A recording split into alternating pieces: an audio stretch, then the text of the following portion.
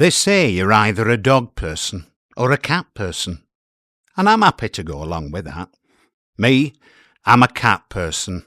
It's not that I have anything against dogs, but if I wanted to spend my days assisting someone with their exercise, getting them some fresh air and taking them to the toilet every few hours, then I'd get a job in a care home. Your life's not your own with a dog. Dog owners always have to keep an eye on the time to get back for the dog. Whereas with a cat, you see, they're independent. They look after themselves. Malcolm, for example, my cat, is very much his own man. I give him a pouch of Felix for breakfast, then off he goes. What he gets up to is his business. Usually sleeping on the shed roof, to be fair. Then he wanders indoors when I get back from work, has another pouch of Felix, and he lays beside me on the settee until I turn in. He'll sometimes happily stay put there all night, but as a rule I usually hear the cat flap go in the early hours. He's a bit of a night owl, is Malcolm, and sadly is one of those who brings in mice. Live ones, you know. He brought a rabbit in once, little bugger. I locked the cat flap for a week, just so I could get a good night's sleep, but he kept knocking things off the kitchen table in protest until I opened it again. As I say, he's his own man. My last cat, Harvey, was a character as well. Very much a mafia gangster-type chap. He came from the cat's home covered in scars. I thought, he's got a few stories to tell. I'll have him. So home he came. I named him after Harvey Keitel.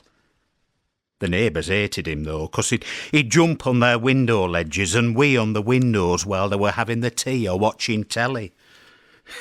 That was Harvey. He didn't give a shit. Well, he did, but mostly on the neighbours' garden paths. And I'd get complaints about him scrapping with other cats in the night. They'd come round the next day, all accusing like, dangling his collar at me. Schoolboy error, Harvey, leaving your name and address at the crime scene. One neighbour didn't mind him. I was sat in the front garden one day, reading the paper. Harvey sunbathing at my feet, and this woman stops and says, "Oh, it's Bagpuss. I wondered where he lived." It turned out he'd go to her house at night, sit in front of her fire for an hour, then go off on his rounds. She called him Bagpuss. Bloody Bagpuss! With those scars? I don't think so. Unfortunately, he came to a sorry end, and it still angers me now. One of the neighbours murdered him. I guess if you live by the sword, you die by the sword, and given his lifestyle, it was bound to happen, but he didn't deserve that.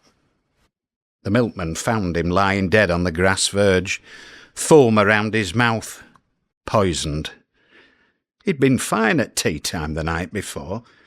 Granted, he could have eaten a poisoned mouse. It can happen.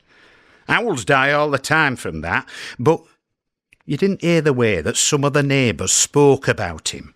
Total hatred. I suppose Harvey would want to die a hard man, so that's how he'll be remembered. Murdered, as he walked through the valley of the shadow of death. So it's not without its worries, cat ownership. There's the obvious concern about them getting run over, of course, and them wandering off and not coming back. That happened with one I had years ago. Duncan, I called him. Great little cat he was. I thought we got on.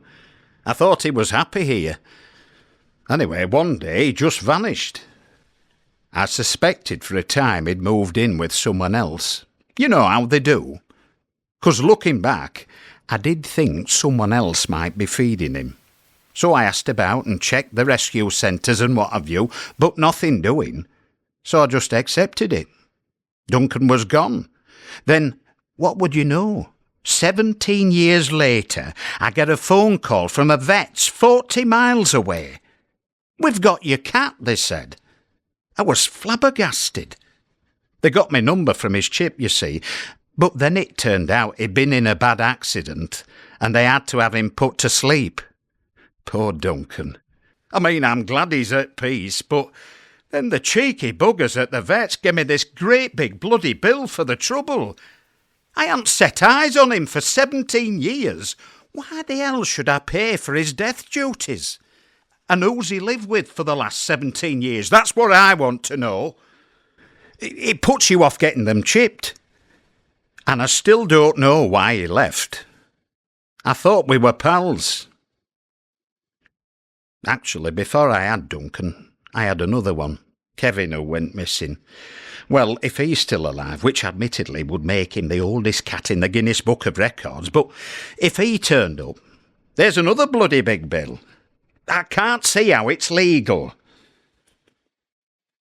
I have considered building one of those catios, like a big aviary for cats, with shelves and scratching posts and that, but I can't see Malcolm coping, being penned in. He likes the shed roof too much. So yeah, it comes with its trials and tribulations. The neighbours hating us, the rodents and vermin they bring indoors, the worry, and of course them sicking up fur balls, and me constantly needing to be on antibiotics from cat scratches. Oh, and Malcolm's farts can clear a room, but yeah, all in all, I'm very much a cat man. Catman was performed by Jon Adamson and written by Claire Spratt.